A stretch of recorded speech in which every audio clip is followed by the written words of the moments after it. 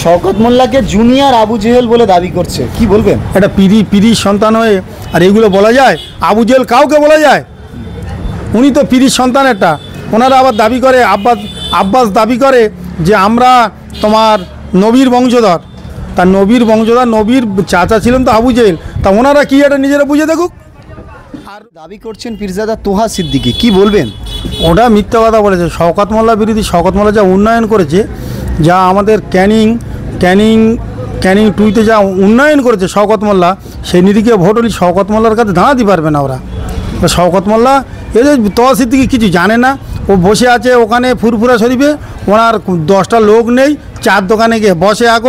এখন উনি কিছু জানে না, ওনার মাথাটাই গণ্ডগোল করছে এখন তোহা সিদ্দিকীর। ভোট শওকত মোল্লা যা কাজ করেছে, মানুষ ভোট তো এমনি দেবে শওকত মোল্লাকে।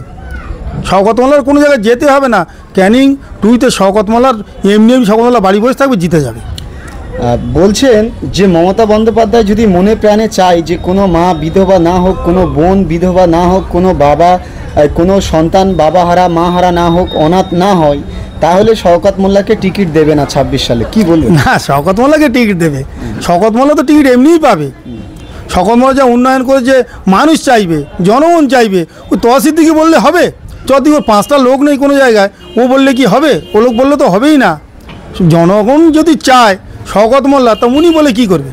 তিনি আরও বলছেন যে একটা বুথে 50-60টা করে ছেলে ঠিক করে রেখেছে, একেবারে তাদেরকে অক্সিজেন দিয়ে রেখেছে শওকত, ভোটের সময় বুথে বুথে সন্ত্রাস করার জন্য। না, ওটা ভুল ধারণা। জনগণ ভোট দেবে, শওকত মোল্লার ভোট দেবে জনগণ। ওই যে বলছে 50টা করে ছেলে, উনি কি ওখান থেকে দেখতে এসছে? জানে না, খালি মিথ্যা কথা বলে, বাড়ি বসে বসে মিথ্যা কথা বললে হবে?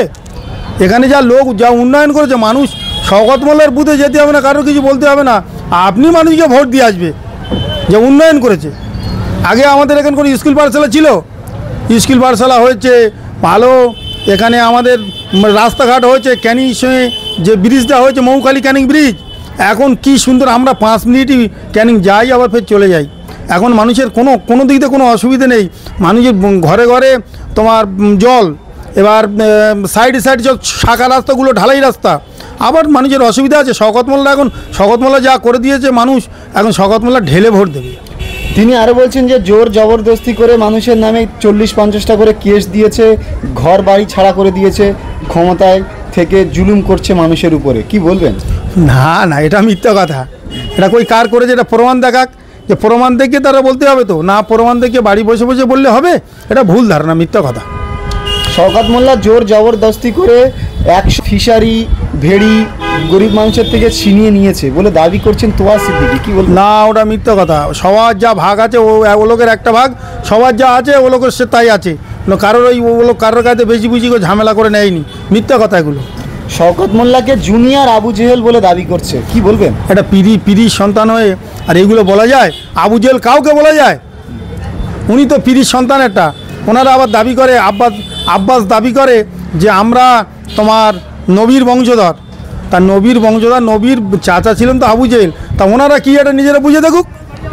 আর ওই জান না আবু জেহেলের কথা বলেছে যখন, তা আবু জেহেল কি উনি কি দেখতে গেছে এগুলো? উনি কি এখানে যে দেখেছে? উনি কি জানে যে আবু জেহেল কারে বলে? উনি জানে? কোনো হাদিস কোরআনে বলা যায় কোনো মানুষকে যে আবু জেহেল উনি?